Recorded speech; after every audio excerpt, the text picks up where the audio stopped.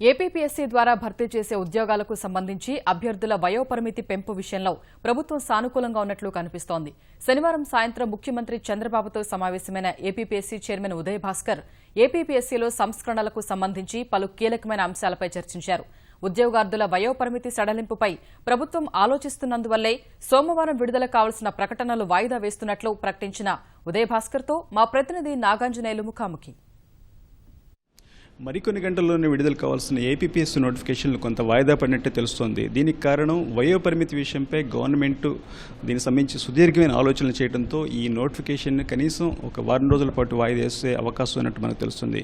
అయితే దీనికి సంబంధించి ఏపీపీఎస్సీ చైర్మన్ ముఖ్యమంత్రిని కలిశారు. ఆయనతో అక్కడ చర్చకు వచ్చిన అంశాలేంటి, దీనిపై ఏ నిర్ణయాలు తీసుకోబోతున్నారు, అసలు గ్రూప్స్ నోటిఫికేషన్ ఎప్పుడు విడుదల కాబోతున్నారని చెప్పడానికి ఆయన మనతో పాటు ఉన్నారు. ఆయన మరిన్ని విషయాలు తెలుసుకుందాం. ఉద్యోగాల భర్తీకి సంబంధించి మీరు ముఖ్యమంత్రి కలిశారు. అసలు ఎన్ని రోజుల్లో నోటిఫికేషన్ వచ్చే అవకాశం ఉందంటారు?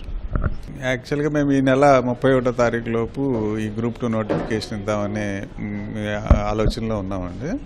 కానీ ప్రభుత్వం పరిశీలనలో ఈ 42 సంవత్సరాలు ఏజ్ రిలాక్సేషన్ గురించి 40 నుంచి 42కి కొంతమంది ఈ అభ్యర్థులు కోరుతుండటం వలన అది ప్రభుత్వ పరిశీలనలో ఉంది కాబట్టి దాని మీద ఏ డెసిషన్ అయినా వచ్చే వరకు మేము ఈ ఒక వారం 10 రోజుల పాటు ఈ నోటిఫికేషన్ని డిలే చేయడం జరుగుతుంది.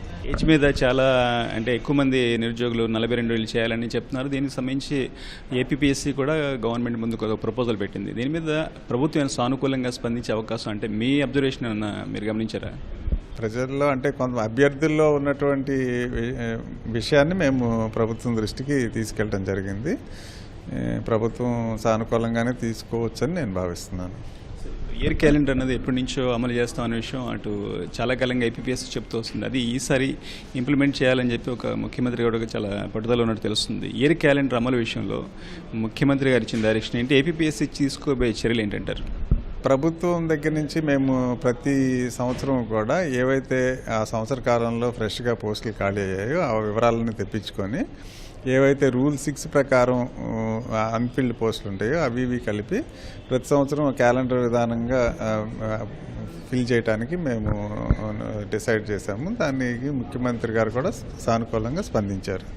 ఇప్పుడు గ్రూప్ 2కి సంబంధించి స్క్రీనింగ్ విధానం 2 దశల్లో పరీక్ష పెట్టాలనే విధానం మీద తీవ్ర కసరత్తు జరిగింది. దాని మీద తుది నిర్ణయం కూడా తీసుకున్నారు. అది 1:12 1:20 రేషియోనా ఎలా ఉండబోతుందన్న దాని మీద ఏమైనా క్లారిటీ వచ్చిందంటారా?